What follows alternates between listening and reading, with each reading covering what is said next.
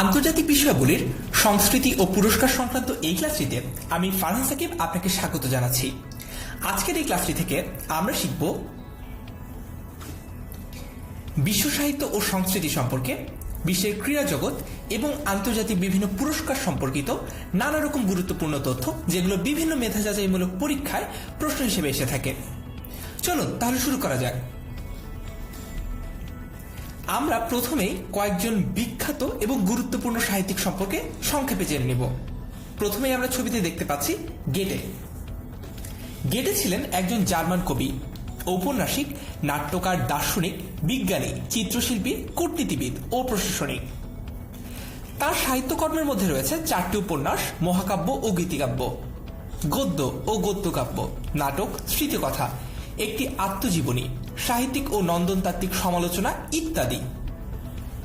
তাকে আধুনিক যুগের সর্বশ্রেষ্ঠ জার্মান সাহিত্যিক হিসেবে বিবেচনা করা হয়।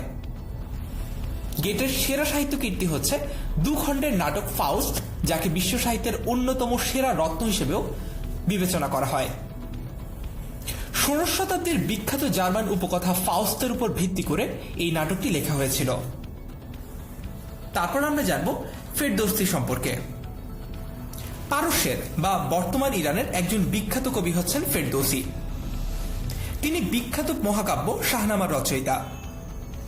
শাহনামা একই সাথে ইরান ও সারা বিশ্বের ফার্সি ভাষাভাষী লোকজনের জাতীয় মহাকাব্য। 7ম শতাব্দীতে ফেরদৌসী মূলত সামানাইট সাম্রাজ্যের রানীর জন্য এটি লিখেছিলেন। কিন্তু পারস্যে মুসলিম বিপ্লবের পর যখন সামানাইট সাম্রাজ্যের পতন হয়, তখন ফেরদৌসী নতুন শাসক মাহমুদ গজনিফকে তার লেখা উৎসর্গ করেন। মাহমুদ ছিলেন পারস্যের শিল্প ও সাহিত্যের অন্যতম পৃষ্ঠপোষক।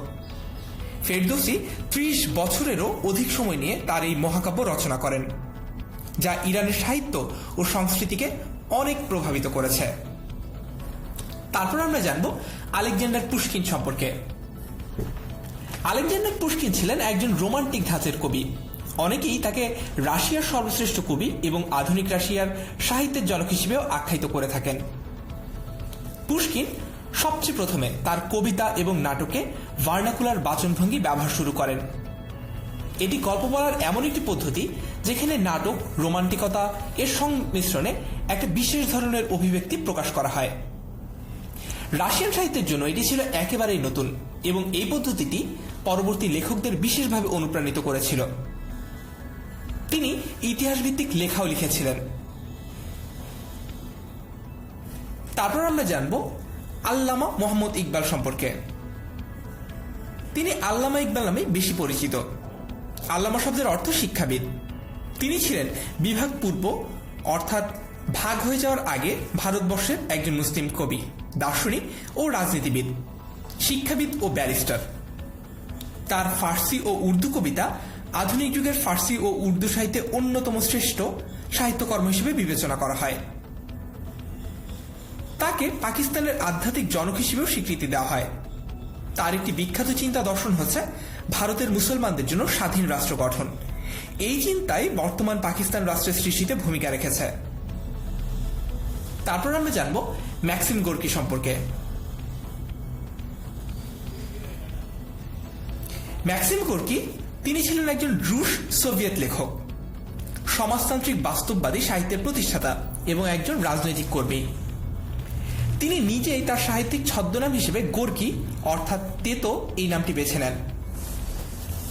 তার অনেক বিখ্যাত রচনার মধ্যে মা একটি কালজয়ী উপন্যাস। তিনি সাহিত্যে নোবেল পুরস্কারের জন্য 5 বার মনোনীত হয়েছিলেন। গোর্কি উদীয়মান মার্ক্সবাদী সামাজিক গণতান্ত্রিক আন্দোলনের সক্রিয় ছিলেন। তিনি কিছুদিন বলশেভিক পার্টির সাথে যুক্ত থেকেও কাজ করেছেন। তার মা উপন্যাসটি রাশিয়ার বলশেভিক বিপ্লবের সময় মানুষকে উজ্জীবিত করেছিল।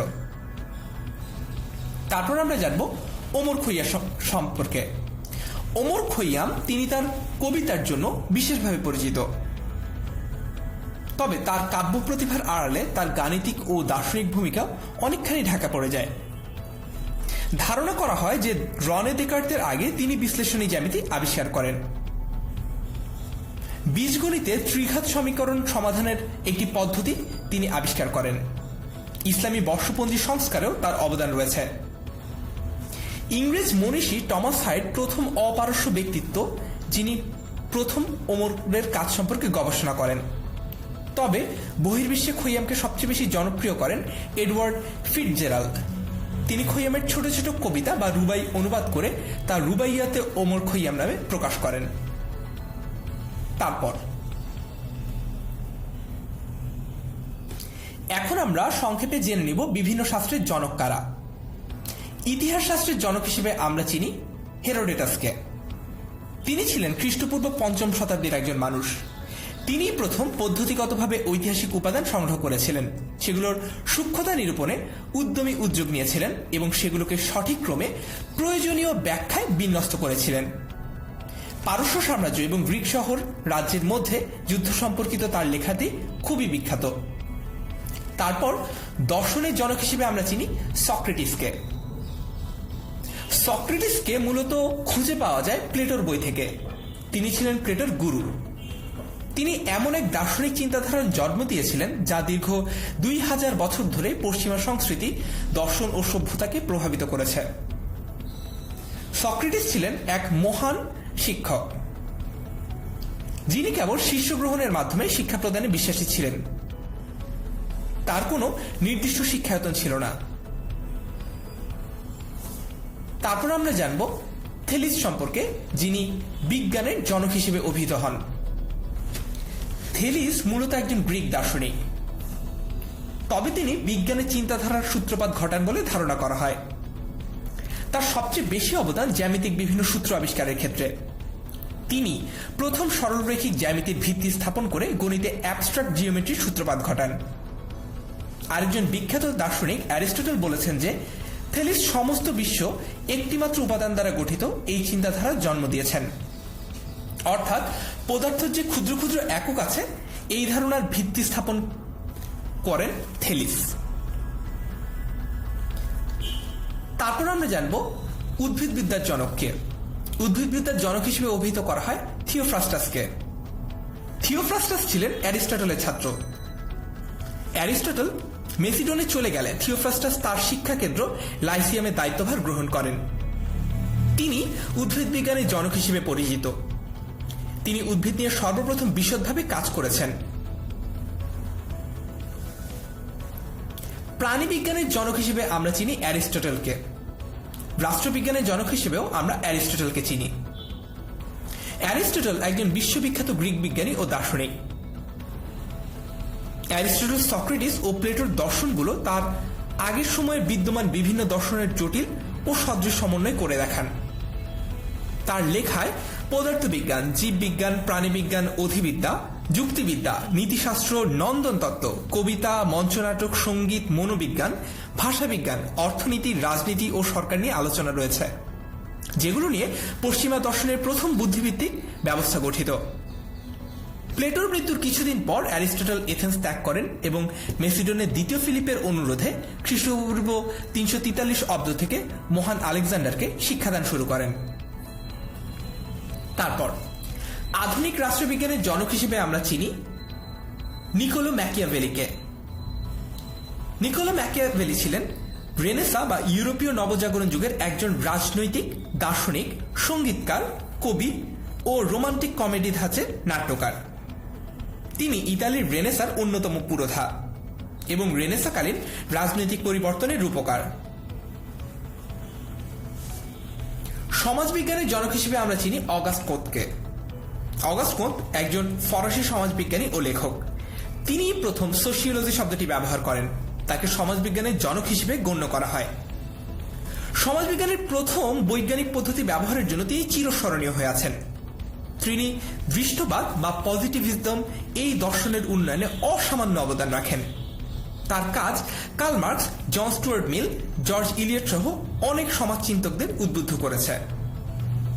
প্রথম তিনি ফাংশনালিজম বা ক্রিয়াবাদের ধারণা দেন। গণিত শাস্ত্রের জনক হচ্ছেন আর্কিমিডিস। আর্কিমিডিস একজন গ্রিক গণিতজ্ঞ, পদার্থবিজ্ঞানী, প্রকৌশলী, জ্যোতির্বিদ ও দার্শনিক। প্রাচীনকালে আর্কিমিডিসের গাণিতিক রচনাগুলো তার উদ্ভাবনগুলোর মতো পরিচিত ছিল না। আলেকজান্দ্রিয়ার গণিতবিদরা তার লেখা পড়েছেন, বিভিন্ন জায়গায় উল্লেখ করেছেন। তিনি পাইয়ের প্রায় নিখুঁত একটি মান নির্ণয় করেন। এছাড়াও আর্কিমিডিস বক্রতলের ক্ষেত্রফল নির্ণয়ের সূত্র প্রদান করেন এবং অনেক বড় সংখ্যাকে সহজে প্রকাশ করার একটি চমৎকার পদ্ধতি আবিষ্কার করেন।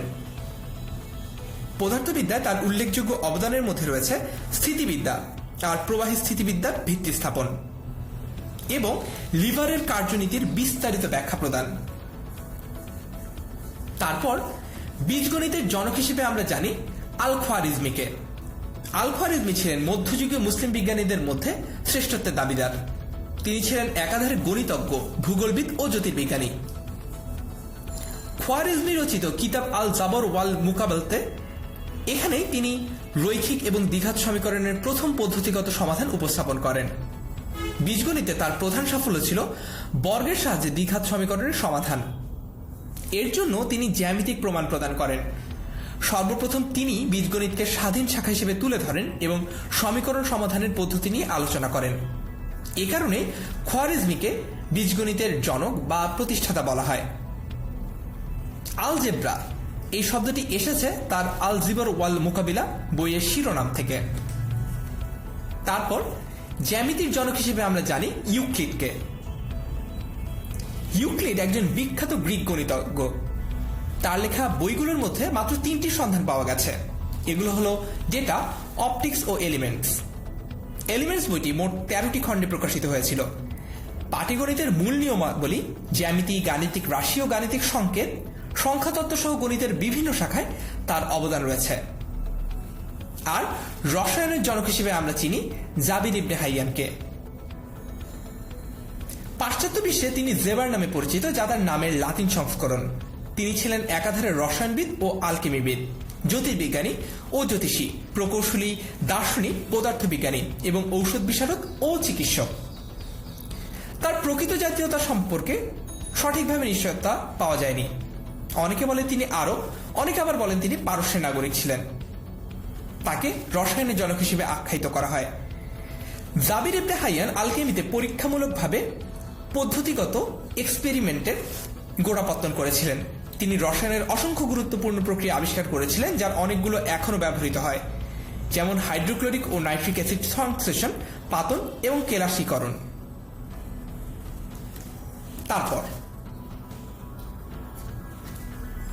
এরপর আমরা বিশ্বের সংস্কৃতি সম্পর্কে কিছু গুরুত্বপূর্ণ তথ্য জানব। নৃবিজ্ঞানী বা অ্যানথ্রোপোলজিস্ট ইবি টাইলরের মতে সমাজের সদস্য হিসেবে অর্জিত নানা আচরণ, যোগ্যতা, জ্ঞান, বিশ্বাস, শিল্পকলা, নীতি, আদর্শ, আইন, প্রথা ইত্যাদির এক যৌগিক সমন্বয় হচ্ছে সংস্কৃতি। অর্থাৎ সংস্কৃতি অর্জন করতে হয়। এমন নয় যে সংস্কৃতি মানুষ জিন প্রবাহের মাধ্যমে পায়। অর্থাৎ মা বাবার কাছ থেকে একজন সন্তান শেখার মাধ্যমে শুধু সংস্কৃতি পরায়ণ হয়ে উঠতে পারে বা সেই সংস্কৃতির সদস্য হতে পারে। ম্যালিনস্কির বক্তব্য অনুযায়ী সংস্কৃতি হচ্ছে মানব সৃষ্ট এমন সব কৌশল বা উপায় যার মাধ্যমে সে তার উদ্দেশ্য চরিতার্থ করে। অর্থাৎ সংস্কৃতিকে একটি টুল বা একটি উইপন হিসেবে ব্যবহার করার ব্যাপারটি বলেছেন ম্যালিনস্কি। এরপর আমরা জানব স্নো অ্যান্ড আইস ফেস্টিভ্যাল সম্পর্কে। তুষার ভাস্কর্যের এই প্রদর্শনী প্রতি শীতে চীনের হারবিনে উৎসব হিসেবে অনুষ্ঠিত হয়। শুরুতে এটি কেবল চীনাদের জন্য উন্মুক্ত থাকলেও বর্তমানে এটি একটি আন্তর্জাতিক উৎসবে পরিণত হয়েছে। তারপর আমরা জানব লা টোমাটিনা সম্পর্কে। প্রতি আগস্টের শেষ বুধবারে স্পেনের বুনিয়লে এই উৎসব অনুষ্ঠিত হয়। নিছক আনন্দের জন্য স্পেনের অধিবাসীরা একে অপরের দিকে টমেটো ছুঁড়ে মারে। তবে টমেটো ছুঁড়ে মারার আগে একটা সাধারণ নিয়ম হচ্ছে টমেটোটা স্কুইজ করতে হয়। তার মানে টমেটোটা একেবারে আস্ত অবস্থায় কেউ কারো গায়ে ছুঁড়ে মারে না, তাহলে ব্যথা পাওয়াটা স্বাভাবিক। তারপর আমরা জানবো পিংশি ল্যান্টার্ন ফেস্টিভ্যাল সম্পর্কে। এটি অনুষ্ঠিত হয় তাইওয়ানের তাইপেতে। পিংশি ল্যান্টার্ন ফেস্টিভ্যালের পাশাপাশি ইয়ানশুইতে আতশবাজিও ফুটানো হয়। প্রথাগতভাবে প্রাচীন তাইওয়ানে অমঙ্গল কিংবা রোগ দূর করার জন্য এটি করা হতো। আর পিংশি ফেস্টিভ্যালের মূল আকর্ষণ হচ্ছে ফানুস ওড়ানো। 1996 সালে কোরিয়ার বোরিংঅং এই শহরের উপকূলবর্তী কাদা থেকে তৈরি প্রসাধনী বিজ্ঞাপনের উদ্দেশ্যে মার্ট ফেস্টিভ্যালের সূচনা হয়। মার্ট ফেস্টিভ্যালে কাদা নিয়ে খেলার এই উৎসবে শুরু হয় 1998 সাল থেকে। প্রতি বছরের গ্রীষ্মকালে এই উৎসব আয়োজিত হয়। তারপর dead of the dead day of the dead এটি হচ্ছে মৃতদের প্রতি সম্মান জানাতে প্রতি বছর মেক্সিকোতে এই উৎসবটি পালন করা হয়। নিহতদের ছবির পাশে খাবার, ফুল ও মোমবাতি জ্বালিয়ে তাদের প্রতি শ্রদ্ধা জানান নিহতদের স্বজনরা।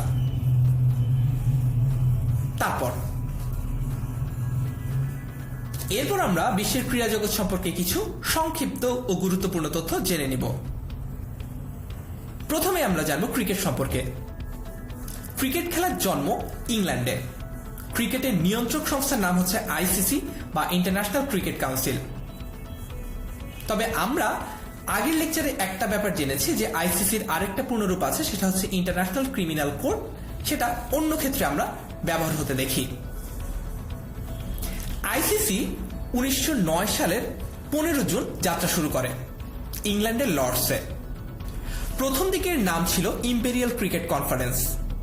প্রতিষ্ঠাকালীনের সদস্য ছিল ইংল্যান্ড, অস্ট্রেলিয়া ও দক্ষিণ আফ্রিকা। শুরুতে কেবলমাত্র কমনওয়েলথভুক্ত দেশগুলোই এতে যুক্ত হতে পারত। পরবর্তীতে এতে যোগ দেয় ওয়েস্ট ইন্ডিজ, নিউজিল্যান্ড, ভারত ও পাকিস্তান ক্রিকেট দল। 1965 সালে ইন্টারন্যাশনাল ক্রিকেট কনফারেন্স নামকরণ করা হয় এবং সর্বশেষ 1985 সালে ইন্টারন্যাশনাল ক্রিকেট কাউন্সিল এই নামটি ধার্য করা হয়। তাহলে আমরা জেনে নিলাম যে আইসিসি প্রতিষ্ঠিত হয়েছিল 1909 সালে এবং আইসিসির বর্তমান সদস্য দেশ হচ্ছে 105টি।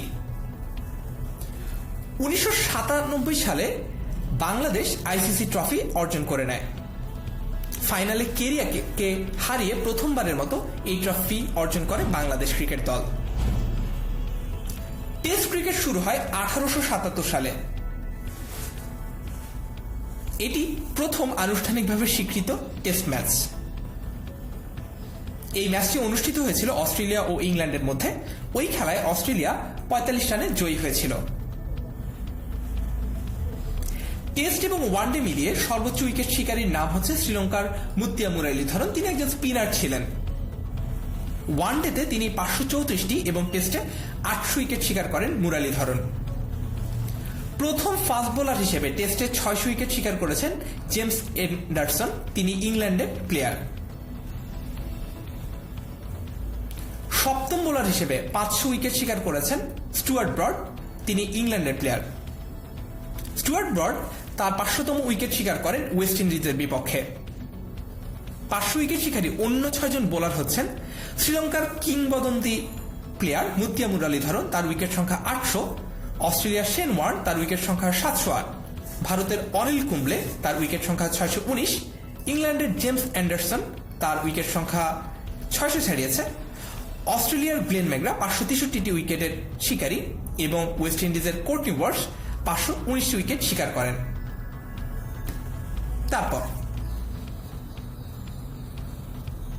এরপর আমরা ক্রিকেট সম্পর্কে আরো কয়েকটি তথ্য জানব। টেস্ট ও ওয়ানডেতে 100তম শতক অর্থাৎ 100টি সেঞ্চুরি করেছেন শচীন টেন্ডুলকার। বিশ্বকাপ ক্রিকেটের বর্তমান চ্যাম্পিয়ন হচ্ছে ইংল্যান্ড, এটি 2019 বিশ্বকাপ অনুযায়ী। বিশ্বের সর্বকনিষ্ঠ টেস্ট সেঞ্চুরিয়ান হচ্ছেন মোহাম্মদ আশরাফুল। মোহাম্মদ আশরাফুল 2001 সালে মাত্র 17 বছর বয়সে শ্রীলঙ্কার বিপক্ষে একেবারে অভিষেক ম্যাচেই এই বিরল কৃতিত্ব অর্জন করেন। আধুনিক ক্রিকেটের জনক WG গ্রেস।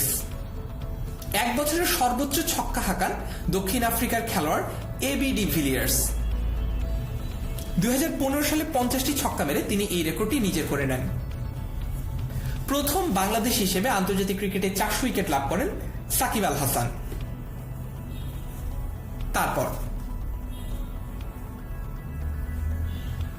এখন আমরা জানব ফুটবল সম্পর্কে। বিশ্বকাপ ফুটবল ও বিশ্বকাপ ক্রিকেট খেলেছেন ভিভিয়ান রিচার্ডস। তিনি ওয়েস্ট ইন্ডিজের পক্ষে বিশ্বকাপ ক্রিকেট এবং মাতৃভূমি অ্যান্টিগুয়ার পক্ষে বিশ্বকাপ ফুটবলের বাছাই পর্বে অংশগ্রহণ করেন। তিনি ওয়েস্ট ইন্ডিজের পক্ষে বিশ্বকাপ জয়ী একজন খেলোয়াড়ও বটে। 1930 সালে প্রথম বিশ্বকাপ ফুটবল অনুষ্ঠিত হয় উরুগুয়েতে। বিশ্বকাপ ফুটবলের প্রথম গোলদাতা ফ্রান্সের লসিয়ান লাভরেন। প্রথম বিশ্বকাপ ফুটবল ফাইনালে প্রথম গোলদাতার নাম হচ্ছে উরুগুয়ের পাবলো ডোরাডো। টেলিভিশনে প্রথম বিশ্বকাপ দেখানো হয় 1954 সালে সুইজারল্যান্ড বিশ্বকাপে। তারপর আমরা জানবো ফিফা সম্পর্কে।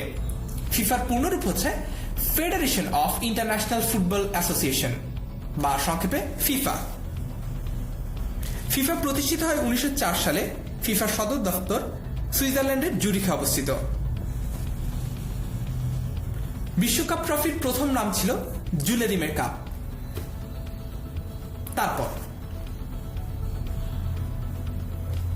এখন আমরা অলিম্পিক সম্পর্কে জানব। প্রথমে আমরা একটু অলিম্পিকের প্রেক্ষাপট সম্পর্কে জেনে নেই। খ্রিস্টপূর্ব 8ম শতাব্দীতে প্রাচীন গ্রিসের অলিম্পিয়া থেকে শুরু হওয়া প্রাচীন অলিম্পিক গেমস থেকে মূলত আধুনিক অলিম্পিক গেমসের ধারণাটি পাওয়া যায়। 1894 সালে ব্যারন পিয়ের দ্য কুবেরতে সর্বপ্রথম আন্তর্জাতিক অলিম্পিক কমিটি আইওসি গঠন করেন। এই আইওসি অলিম্পিক গেমস সংক্রান্ত সকল কার্যকলাপ নিয়ন্ত্রণ করে থাকে। প্রথম বিশ্বযুদ্ধ এবং দ্বিতীয় বিশ্বযুদ্ধের সময় এই প্রতিযোগিতা বন্ধ ছিল এবং স্নায়ুযুদ্ধের সময় এই প্রতিযোগিতা সীমিত পরিসরে আয়োজিত হয়। আমরা তাহলে জানতে পারলাম যে আধুনিক অলিম্পিকের জনক হচ্ছে ব্যারন পিয়ের দ্য কুবার্তো। তিনি ফ্রান্সের নাগরিক। আইওসির প্রধান অফিস সুইজারল্যান্ডে। তারপর আমরা দেখতে পাচ্ছি প্রাচীন অলিম্পিকে বিজয়ীদের পুরস্কার ছিল জলপাই পাতার মুকুট। এরপরে আমরা বাংলাদেশের অলিম্পিকে অবস্থান কি সেটি সম্পর্কে জানব। বাংলাদেশ প্রথমবারের মতো অলিম্পিকে অংশগ্রহণ করে 1984 সালের লস এঞ্জেলস অলিম্পিকে এবং সদস্য পদ পায় 1980 সালে।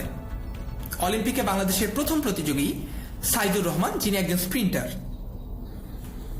বাংলাদেশ এখন পর্যন্ত 9টি গ্রীষ্মকালীন অলিম্পিক গেমসে অংশগ্রহণ করেছে, কিন্তু শীতকালীন অলিম্পিকে এখনো পর্যন্ত অংশগ্রহণ করেনি বাংলাদেশ।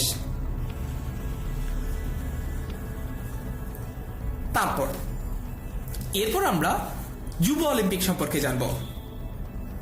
জাতীয় গেমস আয়োজন করার প্রথম এই ধারণাটি দেন হচ্ছে অস্ট্রিয়ার জোহান রোসেনজফ।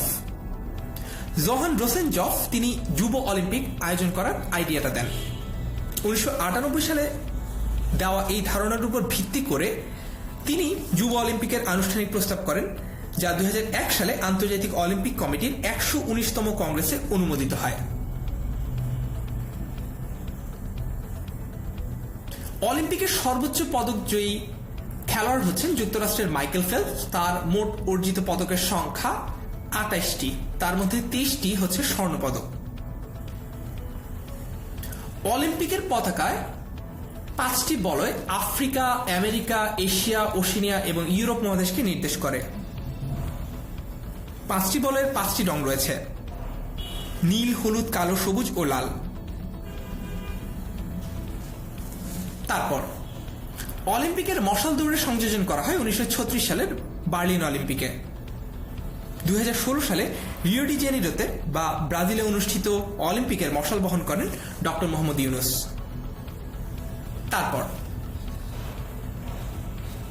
এরপর আমরা আন্তর্জাতিক বিভিন্ন পুরস্কার সম্পর্কে জানব। প্রথমেই আমরা জানব পৃথিবীর সবচেয়ে মর্যাদাকর পুরস্কার নোবেল পুরস্কার সম্পর্কে। 1901 সালে নোবেল পুরস্কার প্রবর্তিত হয়। ওই বছর থেকেই সারা পৃথিবীতে বিভিন্ন ব্যক্তি ও প্রতিষ্ঠানকে সফল এবং অনন্য সাধারণ গবেষণা ও উদ্ভাবন এবং মানব কল্যাণমূলক কর্মকাণ্ডের জন্য এই পুরস্কার দেওয়া হচ্ছে। মোট 6টি বিষয়ে পুরস্কার প্রদান করা হয়। এগুলো হচ্ছে পদার্থবিজ্ঞান, রসায়ন, চিকিৎসাশাস্ত্র, অর্থনীতি, সাহিত্য এবং শান্তি। নোবেল পুরস্কার প্রাপ্তদের ইংরেজিতে নোবেল লরিয়েট বলা হয়। সুইডিশ বিজ্ঞানী আলফ্রেড নোবেলের 1895 সালে করে যাওয়া একটি উইলের অনুসারে নোবেল পুরস্কার প্রচলন করা হয়।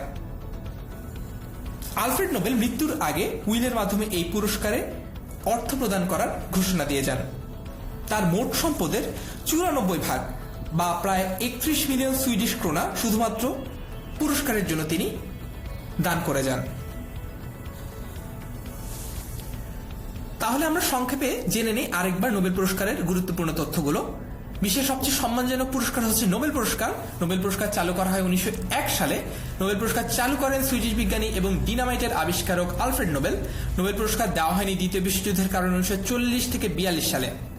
আলফ্রেড নোবেলের মৃত্যু দিবস হচ্ছে 1896 সালের 10 ডিসেম্বর এবং এই দিনেই পুরস্কার প্রদান করা হয়। এখন আমরা জানব প্রথম নোবেল পুরস্কার কারা জয় করেছিলেন। 1901 সালে সাহিত্যে নোবেল পান রনে ফ্রাঁসোয়া আরং এবং প্রুদম। শান্তিতে সে বছর নোবেল পান হেনরি ডুনান ও ফ্রেডরিক পাসি, পদার্থবিজ্ঞানে উইলহেম কনরাড রন্টগেন, রসায়নে জোকেবাস ফ্যান হফ, চিকিৎসায় এমিল ফন বিহরিং। আর 1969 সালে অর্থনীতিতে, অর্থাৎ প্রথম সেই বছরই অর্থনীতিতে নোবেল দেওয়া হয়, সে বছর নোবেল পান রাগনার ফ্রিশ এবং জ্যান টিনবার্জেন। তারপর আমরা নোবেল পুরস্কার সম্পর্কিত আরো কিছু তথ্য জানব।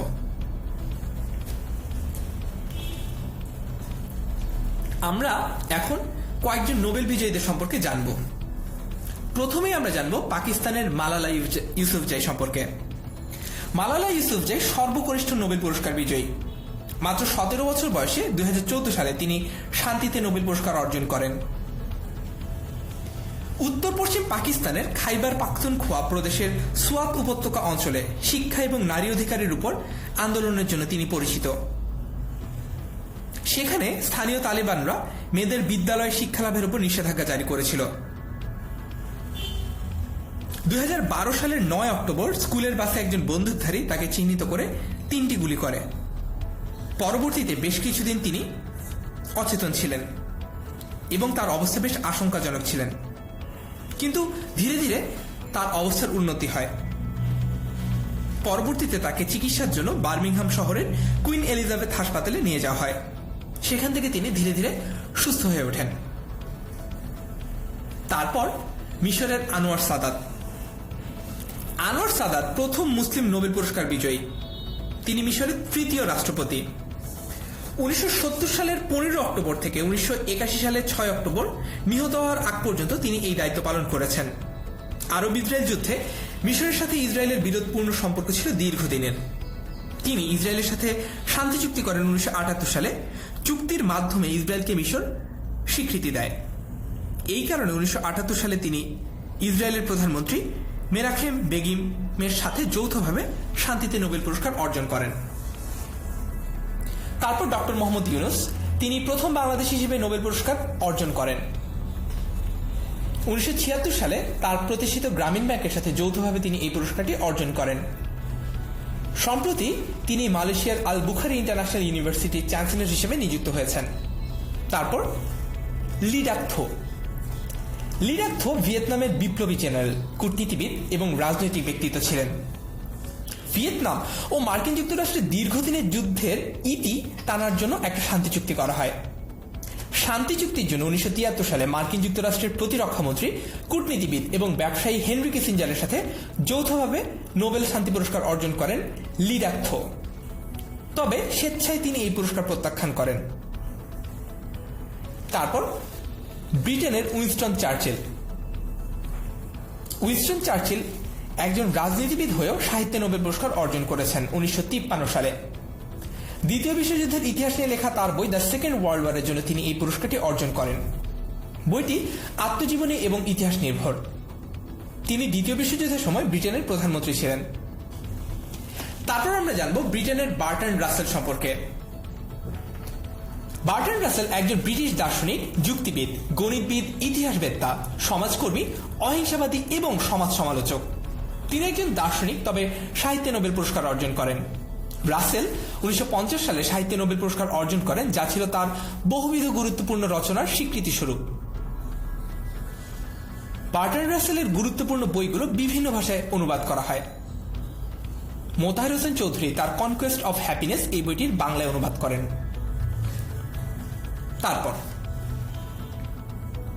এরপর আমরা জানব বুকার পুরস্কার সম্পর্কে।